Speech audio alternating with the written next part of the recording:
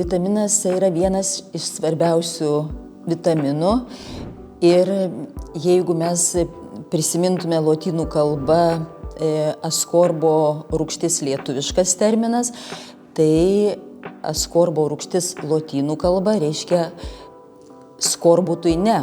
Baisioji liga skorbutas lyg ir išgyvendinta, tačiau bet kada jį gali sugrįžti, jeigu atsiranda vitamino C trūkumas. Aišku, to paties vitamino C trūkumas specialistų vertinamas ir burnos sveikatai, nes be abejo, nei vienas nenorime, kad mūsų dantenos kraujuotų, kad mūsų burnoje įsivyrautų uždegiminiai procesai, tarkim, gingivitas, kada yra pažeistos dantenos, kada yra skausmingos dantenos, kada dantis pradeda klibėti esant pažeistoms dantenoms. Ir be abejo, patys dantis taip pat nukenčia.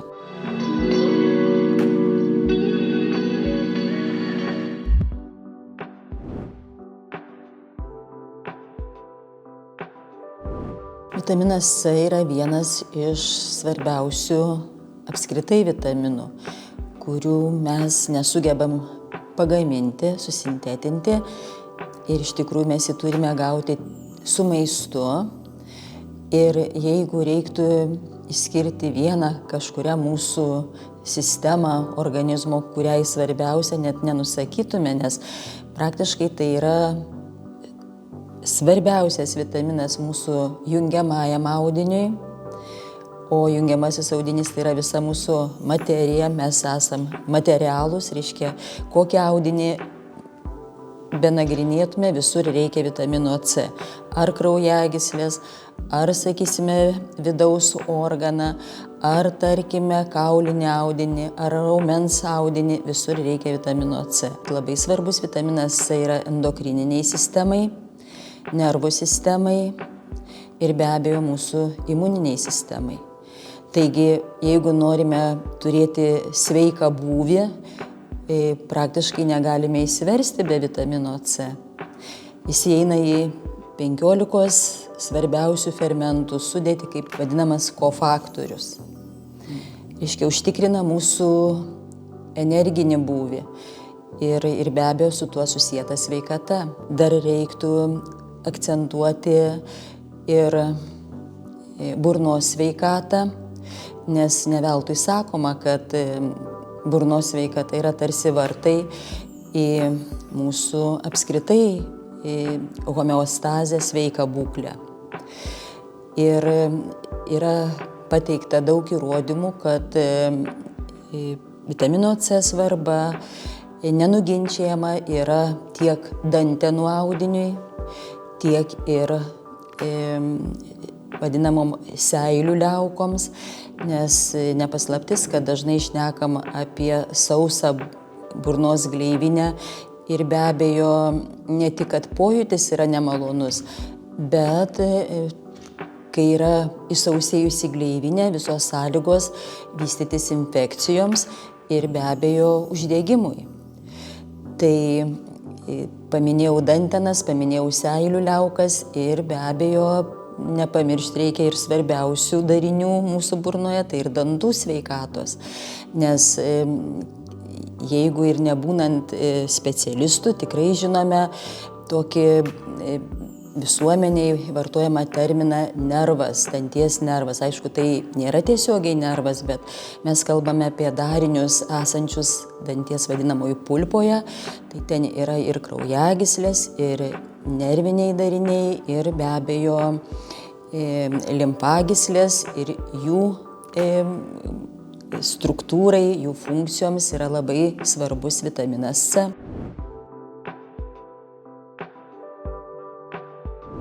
Nėra pakankamo seilių kiekio esant vitamino C trūkumo, atsiranda sąlygos vystytis infekcijai. Infekcijos pažeidžia dantenų audinį, minkštuosius audinius. Ir be abejo jaučiame simptomus, jaučiame skausmą, jaučiame paburkimą dantenų, jaučiame arba pamatome kraujo pėdsakus. Ir tai ženklas, kad jau yra netvarka burnos sveikatoje, tolimesnės pasekmes galime mes jas numatyti, tai be abejo pradės klibėti dantis. Nes dar lygiagrečiai, kas bus pažeistas, tai yra jungiamasis įvardintas audinys esantis dantų pulpoje, tai yra ir kraujagysliniai dariniai, ir nerviniai dariniai, ir limfagyslės, ir be abejo danties mityba yra sutrikdyta.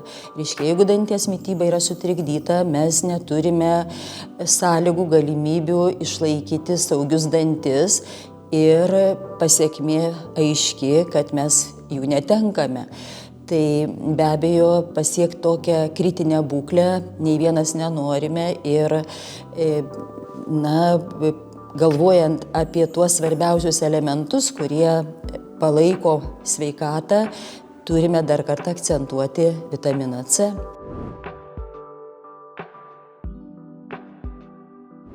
Tai rodo atliktų tyrimų rezultatai, kurie pagrindžia, kad ypatingai rūkantis asmenys ir atliktų tyrimų rūkančiųjų būtent populiacijoje, jiems trūksta vitamino C ir tiesiogiai susieja, pavyzdžiui, besivystantį periodontitą. O periodontitas yra ta liga, kuri pažeidžia burnos pirmiausia minkštuosius audinius ir be abejo pasekmė yra taip pat klibantis dantis, atsirandančios kišenės dantenose, kurios neapsupa, neapgaubia danties ir be abejo liekame taip pat be dantų. Tai šis įrodymas paskui yra vertinta, kad kiek turėtų būti kraujo plazmoje minimali koncentracija vitamino C, kad dantenos nekraujuotų. Tai irgi tie skaičiukai, aišku, daug kas šneka, kad jeigu mes turime mažiau negu 10 mikromolių vitamino C būtent kraujo plazmoje, tai jau yra grėsmė įsivystyti skorbutui, o skorbutas tai yra ta liūdna pasekmė apimanti audinius ir burnos gleivinę ir be abejo žygiuojame į dantų iškritimą.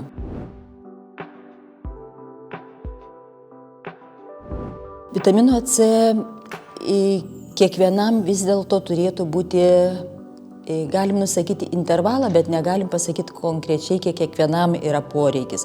Nes irgi tai įrodo įrodymais grįsta medicina, kad priklausomai nuo lydinčių ligų, nuo lėtinių ligų, tarkime, sergantiems cukriniu diabetu, esant onkologiniai ligai, esant nevisavertei mitybai, arba, sakysime, pralaidžiam žarnynui yra toks sutrikimas, kada mes nepasisavinam tam tikrų medžiagų, yra didesnis poreikis vitamino C ir kas yra įdomu, kad šiai dienai netgi šneka, kad sunku jį perdozuoti vitaminą C.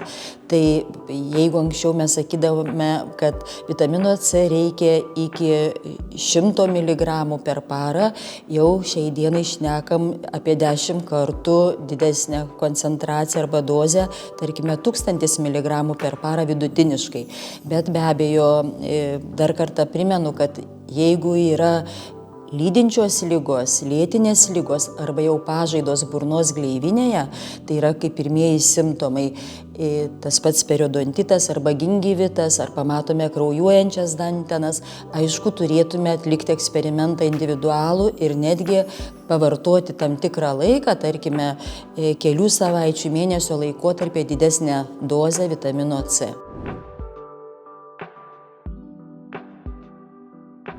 Be abejo, vitamino C kiekį mes galime įsitirti ir galime kreiptis į laboratorijas, kurios nustato vitamino C kiekio trūkumą, bet dar noriu priminti, kad netgi pageidaujama, kad vitamino C turėtų būti tam tikra atsargų dozė mūsų audiniuose. Ir vertinama, kad sveiko asmens organizme yra apie 1,5 gramo atsargų vitamino C. Tai vis tik netaip lengva prisibelsti iki gydytojų ir vertinti, sakykime, kiekvieno elemento tą poreikį. Dažniau turėtume mes, galbūt tikrai neinicijuoju savigydos aspektų, bet inicijuoju daugiau stebėti save ir pastebėti pirmuosius ženklus, kurie pakomentuoja ir apie mūsų sveikatos būklę. Tarkime, dažniau sergame apskritai infekcinėmis lygomis. Irgi yra ženklas, kad yra netvarka mūsų viduje ir, tarkim, ta pati imuninė sistema, kuri turėtų pastebėti infekcijų sukėlėjus, jau jį šlubuoja ir yra galbūt nepakankamas aktyvumas imuninės sistemos, tų pačių baltųjų kraujo kūnelių, leukocitų, kurie nepastebi sukėlėjų ir leidžia įsibrauti mūsų vidų, sukeliant būtent infekcinės pažaidas. Reiškia, tai yra irgi ženklas, kad galime turėti pasekmių vėliau atkeliaujančių ir į burnos gleivinę, nes mūsų imunitetas lyg ir budrus ir žvalgus ir apsaugo įvairius tuos audinius, turėtų pastebėti problemas ir burnos gleivinėje, bet jeigu susilpnėjusi budrumo eigą, be abejo, mes galime turėti įvardintus sutrikimus ir burnos gleivinėje.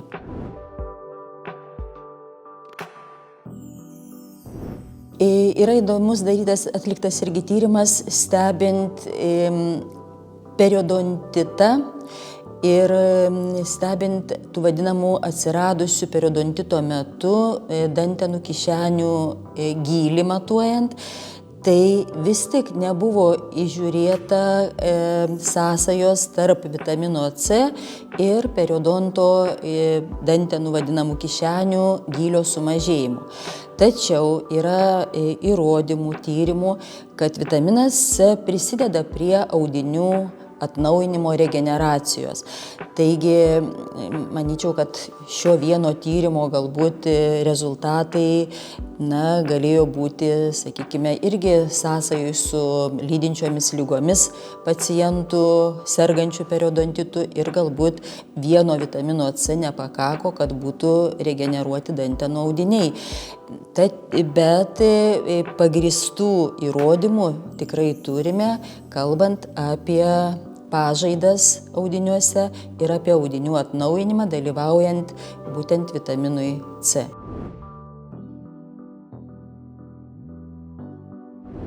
Tikrai taip, vitaminas C, jeigu mes jaučiame skonį rūgštų vartojimo metu, gali pažeisti dantų emalį ir be abejo jau ši būklė veda toliau prie kitų audinių pažeidimų. Tai tiek vitamino C pasisavinimui, tiek ir apsaugai nuo rūgštaus skonio vis tik reiktų rinktis tam tikras technologinės formas vitamino C.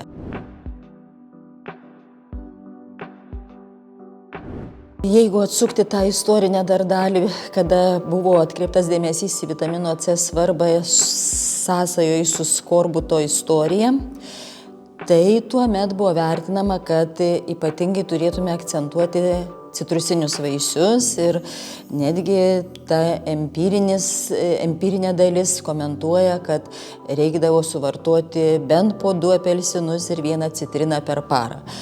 Tačiau, keičiasi ir vartojamų vaisių kokybė ir mūsų regione gyvenantiems mes tikrai neužauginame šių citrusinių vaisių, kol jie atkeliauja, jie praranda savo ir mitybinę vertę, be abejo yra tam tikro medžiagom apdorojami ir ne visada jie yra kokybiški. Tai be abejo turime ieškoti pasiūlytų perspektyvių technologinių formų su vitaminu C. Ir manau, kad ne vienas esam girdėję pavyzdžiui, liposominė forma.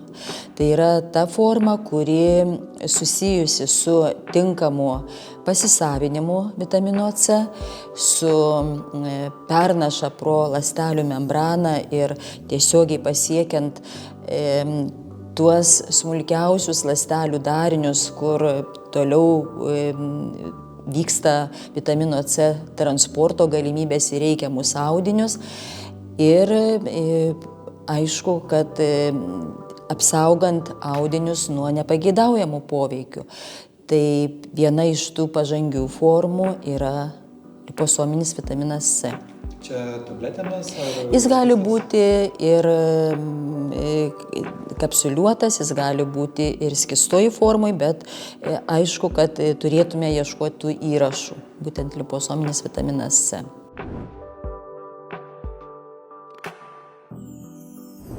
Šiai dienai yra įrodyta, kad net ir daržovėse, ne tik vaisiuose, uogose, bet ir daržovėse, pavyzdžiui, ir brokoliai, ir špinatai turi vitamino C.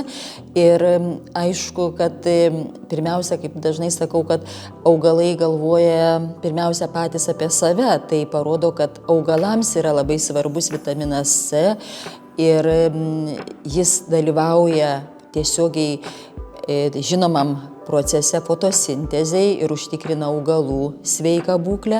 Tai vaisiai, bet ir žaliosios daržovės, oranžinės spalvos, geltonos spalvos daržovės, morkos, pavyzdžiui, taip pat turi daug gausiai kaupia vitaminą C.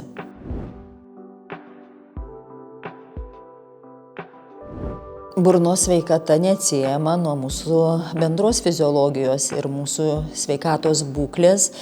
Ir jeigu kalbame, kad vitaminas C dalyvauja tokios svarbios sistemos kaip autonominės nervų sistemos parasimpatinės aktyvumo reguliavime, o ši dalis užtikrina audinių atsinaujinimą, audinių regeneraciją, apsaugo nuo irimo, nuo destrukcijos. Be abejo, visus tuos ypatumus mes turėtume adaptuoti ir burnos sveikatai. Apibendrinant, vitaminas C kertinis, principinis vitaminas, kuris reguliuoja mūsų bendrą sveikatos būklę ir be abejo burnos audinių sveikatą.